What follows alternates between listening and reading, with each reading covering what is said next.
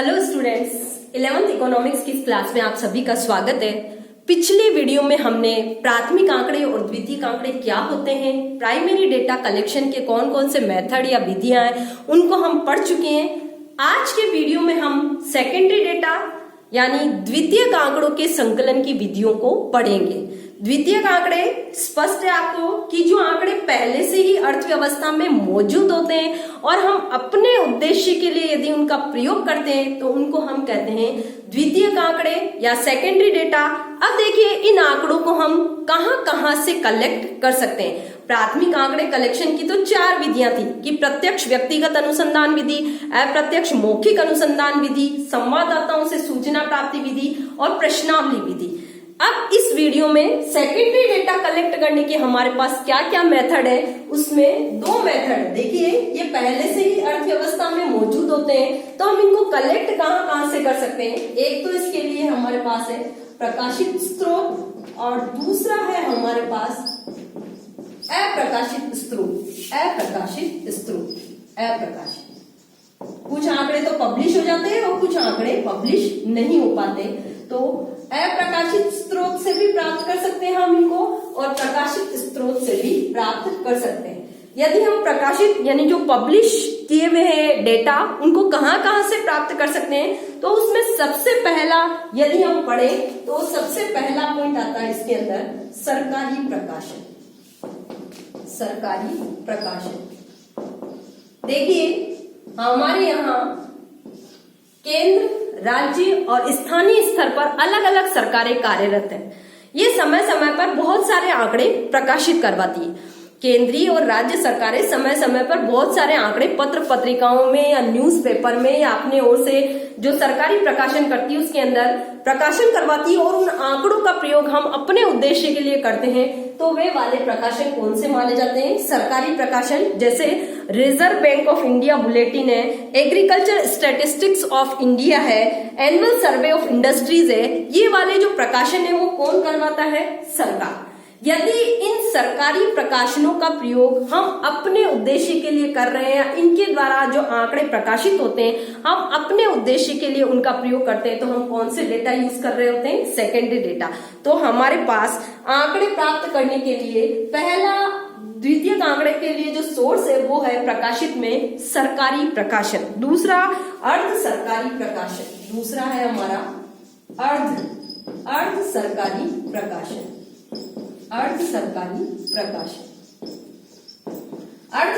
प्रकाशन में हम किसको शामिल करते हैं? हमारी नगर परिषद है, नगर पालिका है, नगर निगम है, इनको शामिल करते हैं। ये भी समय समय पर हमें जन्म और मृत्यु से संबंधित जो आंकड़े हैं या इनसे रिलेटेड बहुत सारी जो चीजें हैं, शिक्षा है, स्वास्थ्य है, उनसे संबंधित आंकड़े ये संस्थाएं हमें उपलब्ध करवाती है।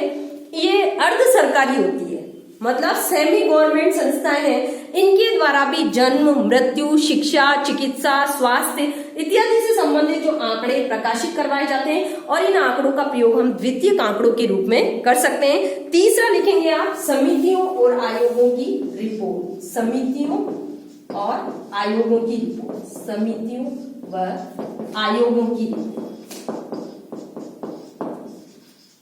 इनके द्वारा जो आंकड़े प्रकाशित किए जाते हैं उनका प्रयोग भी हम द्वितीयक आंकड़ों के रूप में कर सकते हैं। बहुत सारे विभाग बने हुए हैं, जैसे देखिए वित्त आयोग है, योजना आयोग है, एकाधिकार आयोग है।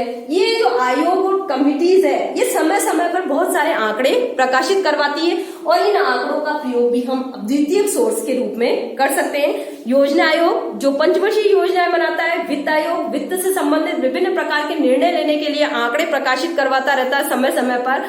तो ऐसे ही विभिन्न आयोगों और समितियों की जो रिपोर्ट्स होती है वो भी हमारे लिए सेकेंडरी डेटा के रूप में हम उनको प्रयोग में ले सकते हैं। व्यापारिक संघों के प्रकाशन, चौथा आ जाएगा आपका व्यापारिक संघों के प्रकाशन। व्यापारिक संघों के प्रकाशन, चीनी मिले हैं, कपड़ा मिले हैं, ये मिले समय समय पर अपने यहाँ कितना उत्पादन हुआ, कितना इनका टर्नओवर हुआ, इनसे रिलेटेड आंकड़े प्रकाशित करवाती रहती है। तो इन व्यापारिक संघों के द्वारा जो प्रकाशन किए जाते हैं आंकड़ों के, उनका प्रयोग भी हम द्वितीयक आंकड़ों के रूप में कर सकते हैं। तो सरकार द्वारा प्रकाशित स्रोत के द्वारा हम द्वितीयक आंकड़े प्राप्त कर सकते हैं। अर्ध सरकारी, जिसमें नगर पालिका, नगर निगम, नगर परिषद के द्वारा समितियों और आयोग, बहुत सारे आयोग की कमिटियां बैठती है किसी सर्वे कार्य के लिए, और उनसे संबंधित जो आंकड़े उनके द्वारा कलेक्ट किए जाते हैं, उनका प्रयोग हम द्वितीयक आंकड़ों के रूप में कर सकते हैं। और चौथा हमने अभी तक पढ़ा है व्यापारिक संघों के प्रकाशन। जो बड़े बड़े व्यापारिक संस्थान है, अपने यहाँ कितना उत्पादन हुआ, कितना उन्होंने डिस्पैच किया या कितना प्राप्त किया, कितना टर्नओवर किया, उनसे रिलेटेड जो आंकड़े, उनकी सहायता से भी हम द्वितीयक आंकड़ों को प्राप्त कर सकते हैं। फिर अनुसंधान संस्थाओं के प्रकाशन, पांचवा अनुसंधान संस्थाओं के प्रकाशन, अनुसंधान संस्थाओं के प्रकाशन। देखिए बहुत सारी अनुसंधान संस्थाएं खोज और प्रकाशन कार्य में लगी हुई है। समय समय पर आर्थिक घटनाओं से रिलेटेड या आर्थिक सर्वेक्षण कार्य से संबंधित उनकी जो रिपोर्ट्स आती है वो उनका प्रकाशन करवाती है, क्योंकि वे संस्थाएं रिसर्च कार्य के लिए बनी हुई है और इनके द्वारा जितने भी अनुसंधान या खोज कार्य किए जाते हैं, उनसे जो भी आंकड़े कलेक्ट होते हैं, वे समय समय पर इनका प्रकाशन करवाती रहती है। जैसे भारतीय सांख्यिकी संस्थान है, व्यावहारिक आर्थिक शोध की राष्ट्रीय परिषद है, इनसे रिलेटेड जो भी आंकड़े हैं उनका प्रयोग भी हम सेकेंडरी डेटा के रूप में कर सकते हैं। उसके बाद में पत्र पत्रिकाएं, आपको पता ही है विभिन्न प्रकार के समाचार पत्र पत्रिकाएं छपते हैं और इन पत्र पत्रिकाओं में भी बहुत सारे आंकड़े हमें मिल सकते हैं। जैसे पॉपुलेशन से रिलेटेड आंकड़े हैं, गरीबी के आंकड़े हैं, बेरोजगारी के आंकड़े हैं। इसमें जैसे इकोनॉमिक टाइम्स है, पत्रिकाएं हैं, पत्र है, योजनाएं, फैक्ट्स ऑफ इंडिया, कॉमर्स इत्यादि नाम से अनेक प्रकार की पत्र पत्रिकाएं छपती है। या जितने भी समाचार पत्र हैं, इनमें हमारे आर्थिक सर्वेक्षण से संबंधित जो भी आंकड़े छपते हैं, उनका प्रयोग भी हम द्वितीयक आंकड़ों के रूप में कर सकते हैं। व्यक्तिगत संस्थाओं के प्रकाशन, सातवां देखिए व्यक्तिगत संस्थाओं के प्रकाशन, व्यक्तिगत संस्थाओं के प्रकाशन। व्यक्तिगत रूप में भी अनेक संस्थाएं लगी हुई है खोज कार्यों के लिए, आर्थिक सर्वेक्षण करती है, सरकार की ओर से नियुक्त समितियां और आयोग तो करती है। अनेक व्यक्ति अपने पर्सनल स्तर पर भी आर्थिक जीवन से रिलेटेड विभिन्न खोज और अनुसंधान कार्य करते रहते हैं और इनके द्वारा जो आंकड़े प्राप्त होते हैं, उनका प्रयोग भी हम द्वितीयक आंकड़ों के रूप में या अपने उद्देश्य के लिए उन आंकड़ों का प्रयोग हम कर सकते हैं। उसके बाद लास्ट है अंतर्राष्ट्रीय प्रकाशन, आठवां अंतर्राष्ट्रीय प्रकाशन।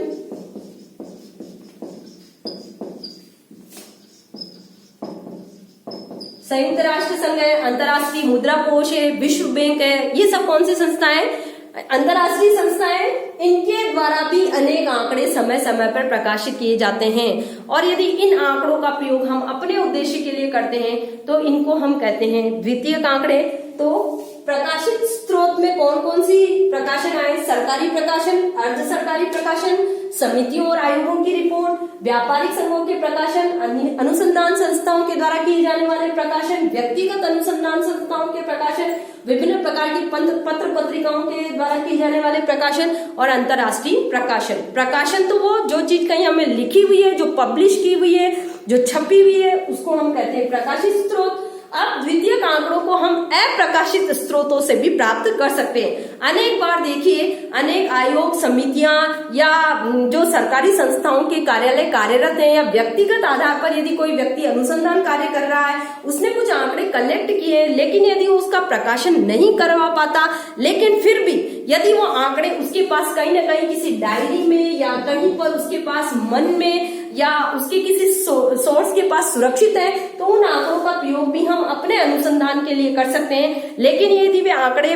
पब्लिश नहीं किए गए तो वो किस में गिने जाएंगे? अप्रकाशित स्रोत में, क्योंकि अनेक बार जो खोज करने वाली संस्थाएं हैं वो आंकड़ों का प्रकाशन नहीं करवा पाती, लेकिन फिर भी वे उनके पास सुरक्षित होते हैं। तो ऐसे व्यक्तियों, ऐसी संस्थाओं, ऐसे आयोगों, ऐसे कार्यालयों या ऐसी संबंधित समितियों से हम संपर्क करके भी अप्रकाशित स्रोतों के के माध्यम से सेकेंडरी डेटा कलेक्ट करने का कार्य कर सकते हैं। तो सरकारी प्रकाशन, अर्ध सरकारी प्रकाशन या अंतर्राष्ट्रीय संस्थाओं, समितियों, आयोगों की रिपोर्ट, ये तो कहीं ना कहीं लिखी हुई होगी। अप्रकाशित में आंकड़े कहीं लिखे हुए नहीं होंगे, लेकिन हमें पता होता है कि अमुक व्यक्ति ने वो डेटा कलेक्ट किया था और उसके पास सुरक्षित है, तो उस अप्रकाशित स्रोत के पास जाकर भी हम अपने सेकेंडरी डेटा प्राप्त कर सकते हैं। तो द्वितीयक आंकड़ों के संकलन करने के दो मेथड है, प्रकाशित स्रोत और अप्रकाशित स्रोत। पब्लिश की हुई चीज के आधार पर भी और बिना पब्लिश की हुई चीज के आधार पर भी हम अपने सेकेंडरी डेटा कलेक्ट कर सकते हैं। अब देखिए, चूंकि सेकेंडरी डेटा कोई अन्य व्यक्ति, संस्था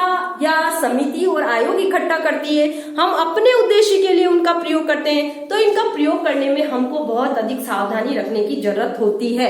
यदि हम सावधानी नहीं रखेंगे तो अपने उद्देश्य के लिए हम जो डेटा कलेक्ट कर रहे हैं या जिन डेटा के आधार पर हम सर्वे बताएंगे हमारा या निर्णय बताएंगे, वो हमारा गलत भी साबित हो सकता है। तो सेकेंडरी डेटा के प्रयोग में हमें कुछ सावधानियां रखने की जरूरत होती है। बिना सावधानी रखे यदि आप सेकेंडरी डेटा प्रयोग में लेते हैं तो आपसे गलत निष्कर्ष भी प्राप्त हो सकते हैं। तो सेकेंडरी डेटा का प्रयोग करते समय हमें क्या क्या सावधानियां रखनी चाहिए, हमारा अगला जो टॉपिक है, सावधानियां क्या होनी चाहिए सेकेंडरी डेटा के प्रयोग में। प्रकाशित स्रोत और अप्रकाशित स्रोत के बाद सेकेंडरी डेटा के प्रयोग में सावधानियां। बिना सावधानी रखे इन आंकड़ों के प्रयोग से गलत निष्कर्ष प्राप्त होने की संभावना रहती है। सावधानियां क्या बरतनी चाहिए, सावधानी।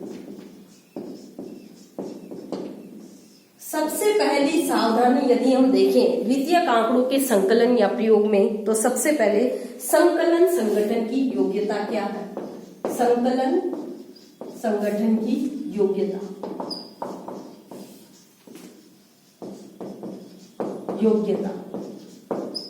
देखिए सेकेंडरी डेटा जो है किसी अन्य व्यक्ति या संस्था द्वारा एकत्रित होते हैं, अन्य समितियां और आयोग इनको कलेक्ट करते हैं, तो उनके संकलन करने वाले जो व्यक्ति हैं या उनका जो संगठन है उसकी योग्यताएं कैसी है, वे पढ़े लिखे, अनुभवी, कुशल या प्रशिक्षण प्राप्त व्यक्ति है या नहीं, हमें इस बात को देख लेना चाहिए। यदि व्यक्ति कुशल, योग्य और अनुभवी नहीं है, उनके द्वारा कलेक्ट किए गए आंकड़े गलत हो सकते हैं, और यदि हमने अपने अनुसंधान के लिए उसका प्रयोग कर लिया है तो हमारे द्वारा जो निष्कर्ष निकाले जाएंगे वो भी गलत हो सकते हैं। तो संकलन करने वाले संगठन की योग्यताएं कैसी, वे जितने अधिक कुशल, अनुभवी और प्रशिक्षण प्राप्त होंगे उनके आंकड़े उतने ही अधिक सही होंगे, और हम अपने अनुसंधान के लिए यदि उनका प्रयोग कर रहे हैं तो हमारा निर्णय भी उतना ही उचित होगा। दूसरा, उद्देश्य तथा क्षेत्र। दूसरा, उद्देश्य व क्षेत्र। देखिए सेकेंडरी डेटा को हम अपने उद्देश्य के लिए प्रयोग में लेते हैं जो किसी व्यक्ति या संस्था ने पहले से ही एकत्रित किए हुए होते हैं। तो पहले से जिस व्यक्ति या संस्था ने एकत्रित किए हैं उसका उद्देश्य क्या था और उन्होंने अपने उद्देश्य के अनुरूप कौन कौन से क्षेत्र में जाकर अनुसंधान कार्य किए और आंकड़े इकट्ठे करने का कार्य किया, ये भी हमें देख लेना चाहिए। क्योंकि उनका उद्देश्य और क्षेत्र हमारे उद्देश्य और क्षेत्र के अनुकूल नहीं हुआ तो हम जो निर्णय और निष्कर्ष निकालेंगे वो भी गलत सिद्ध हो सकते हैं। तो हमारे अनुसंधान का क्षेत्र और उद्देश्य क्या है, उससे मिलता जुलता अनुसंधान का उद्देश्य और क्षेत्र दूसरे व्यक्ति का भी होने पर या जिसने आंकड़े एकत्रित किए हैं उसका उद्देश्य और क्षेत्र भी यदि वही है तभी हमारे द्वारा निकाले गए निर्णय और निष्कर्ष सही साबित हो पाएंगे। अन्यथा उद्देश्य और क्षेत्र की भिन्नता होने पर यदि हम उन आंकड़ों का प्रयोग कर लेते हैं तो हमारे द्वारा निकाले गए निष्कर्ष गलत होंगे। तो सेकेंडरी डेटा के प्रयोग में हमें यह सावधानी रखने की जरूरत है या हमें यह देख लेने की भी जरूरत होती है कि जिस व्यक्ति या संस्था ने उन आंकड़ों को एकत्रित किया है उनके आंकड़े संकलन करने का उद्देश्य क्या था और उन्होंने इसके लिए कौन कौन से क्षेत्र में जाकर आंकड़े एकत्रित किए। फिर संकलन विधि, जिस व्यक्ति या संकलन करता है इकट्ठा किए जिन्होंने आंकड़ों को, उनके संकलन के मेथड क्या रहे हैं, उन्होंने किन विधियों को अपनाकर उन डेटास को कलेक्ट किया है। जब भी हम सेकेंडरी डेटा को प्रयोग में ले रहे हैं हमें यह देख लेना चाहिए कि जिस व्यक्ति ने पहली बार इनको एकत्रित किया था उसके संकलन करने का मेथड क्या था। यदि उसका संकलन करने की विधि या तरीका सही नहीं हुआ तो हम अपने उद्देश्य के लिए यदि उन आंकड़ों को प्रयोग में ले रहे हैं तो हमारे निर्णय और निष्कर्ष भी निश्चित रूप से गलत आएंगे। तो द्वितीयक आंकड़ों के प्रयोग में हमें यह भी सावधानी रखने की जरूरत है कि अमुक जिस व्यक्ति ने उनको पहले से कलेक्ट किया है उसके संकलन करने की विधि क्या रही है। यदि उसकी विधि में विश्वसनीयता नहीं है, यदि वो पक्षपात से युक्त होगी, तो हम अपने उद्देश्य के लिए उन आंकड़ों का प्रयोग करके भी गलत निर्णय ही निकालेंगे। नेक्स्ट है संकलन का समय तथा परिस्थितियां। संकलन, समय व परिस्थिति कैसे रहे हैं ये भी देख लेना चाहिए। यदि हम द्वितीयक आंकड़ों का प्रयोग अपने उद्देश्य के लिए कर रहे हैं तो हमें पहले देख लेना चाहिए कि जो आंकड़े हम प्रयोग में ले रहे हैं उनके संकलन का समय कौन सा था और उस समय के वातावरण और परिस्थितियां कैसी थी।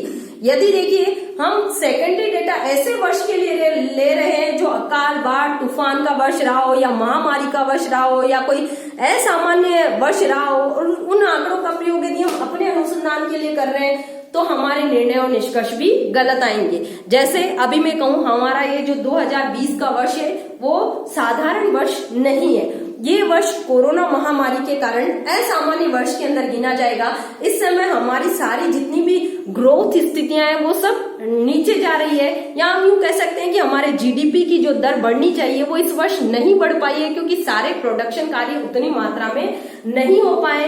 इसका कारण है कोरोना महामारी। तो ये जो वर्ष है वो असामान्य वर्ष में गिना जाएगा, और असामान्य वर्ष का प्रयोग यदि मैं आंकड़े इस वर्ष के लेकर किसी अन्य वर्ष से इसकी तुलना करूंगी तो निश्चित रूप से मेरी जो रिपोर्ट्स आएगी वो गलत आएगी, क्योंकि मैंने जो वर्ष चुना है जिससे मैं कंपैरिजन कर रही हूँ तो असामान्य वर्ष रहा है। तो कभी भी अकाल, बाढ़, तूफान या अन्य प्रकार का कोई असामान्य वर्ष रहा हो तो हमें उसके आंकड़ों का प्रयोग अपने अनुसंधान के लिए नहीं करना चाहिए। उसके बाद में इकाई की परिभाषा। इकाई की परिभाषा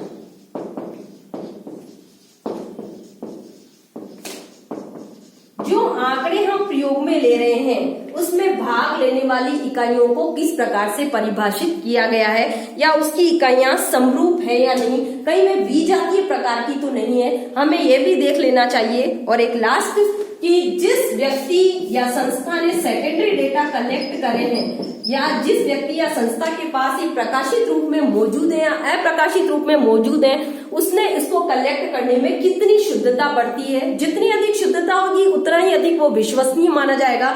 तो संस्था की विश्वसनीयता, उसके द्वारा आंकड़े कलेक्ट करने की शुद्धता पर हमारे निर्णय और निष्कर्ष भी डिपेंड करेंगे। तो हमें सेकेंडरी डेटा का प्रयोग करते समय देख लेना चाहिए कि जिस व्यक्ति या संस्था ने इनको एकत्रित किया है वो शुद्धता और विश्वसनीयता का ध्यान में रखने वाली है या नहीं। तो इन बातों को ध्यान में रखकर यदि हम सेकेंडरी डेटा को प्रयोग में लेते हैं तो हमारे निर्णय और निष्कर्ष उचित और सही होंगे।